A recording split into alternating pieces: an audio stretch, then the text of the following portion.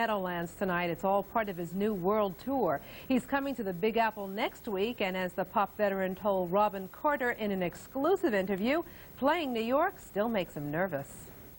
Is it different being in New York than in Detroit or Kansas City, playing that crowd? Yeah, I mean, for me, when you say New York, I, funnily enough, didn't think about a crowd. I thought about the street. Because it's like, for me, it's truck drivers leaning out the truck saying, "Hey, Paul, yo, thanks for the music." And off they go. It's like I know them. New York's like that, you know.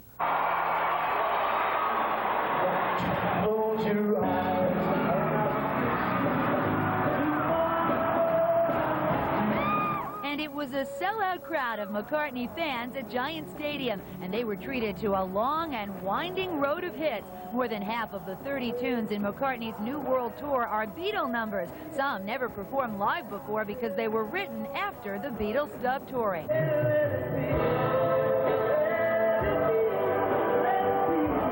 And while yesterday may be gone, these songs are emotional not only for the fans but for McCartney as well. It is emotional for me.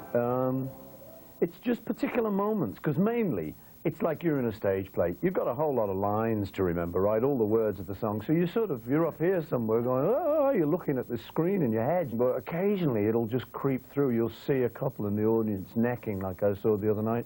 And you go, oh, wow, this means something to them. And it gets me going, you know.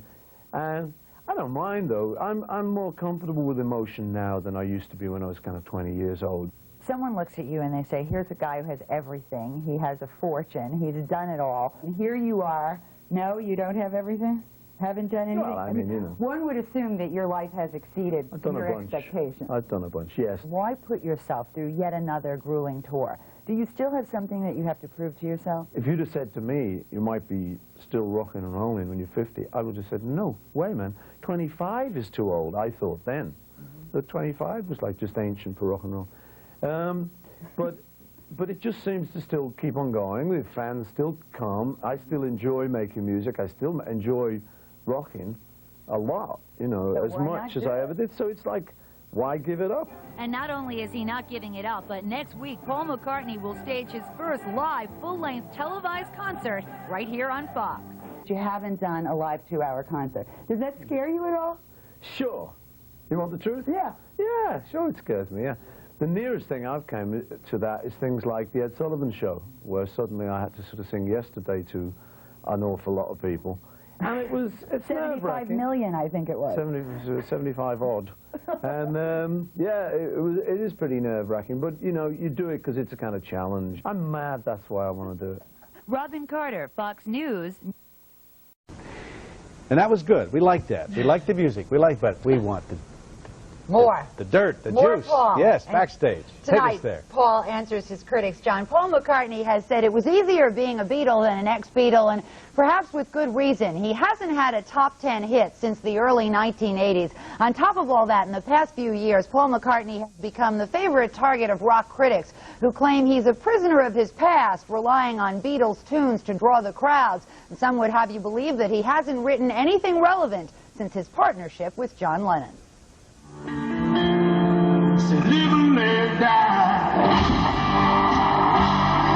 The critics have put you in a position in recent years where you've had to not only defend yourself, but sort of compete with the legacy of John Lennon.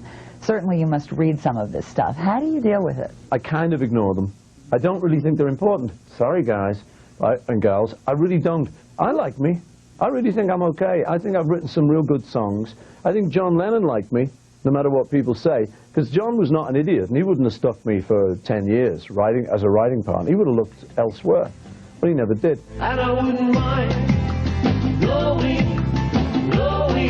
And his wife, Linda, who's been on stage with him since his days with Wings, hasn't been spared either. She's been slammed for her lack of musical ability. On his 1989 Get Back tour, one radio station even isolated her vocals during Hey Jude to find she was off-key. Has she ever said to you, you know what, Paul, I don't like this. This is hurting my feelings. I'm not going to go on this next tour? It's been near that a few times, you know. She's got over most of it, you know. Occasionally they'll try and slag her off for not being a qualified musician. But as I say to most people, listen, Ringo, John, George and Paul were not qualified musicians. None of us passed a music exam in our lives. I mean, I wouldn't know yesterday if I saw it staring me in the face, you know. So I say, look, you know, she's an innocent, she's a primitive. It's a sort of, it's a fun she brings to it. It's not sort of some great keyboard player. We've got a keyboard player who does all the hard stuff. But despite his enormous fame, Paul McCartney is one legend who isn't resting on his laurels and is always looking for a way to challenge himself. With tonight's Fox broadcast, he staged the first live televised concert of his career. How long do you see yourself going out on massive tours like this? I'll probably keep doing it as long as they keep coming. What else would I do? You know, I'd sit at home, I'd watch a lot of TV, I'd eat a lot. But the man who was crowned the cutest guy on the planet well before anyone had ever heard of Tom Cruise says one thing he won't do is become a prisoner of vanity. McCartney vows he will never go under the knife to maintain his boyish good looks. I did reach a point where I thought, okay, this kind of good-looking game has got to end. Because with the Beatles, it was a bit sort of, you know, ooh, and you get yourself. After the age of 40, you do sort of think, I'm just going to have to get into this now. I'm a grown man now, you know. And or some other people say, well, I'll have to change myself. Yeah. Well, no, I will never do that. I mean, I need it, but I'm not having it.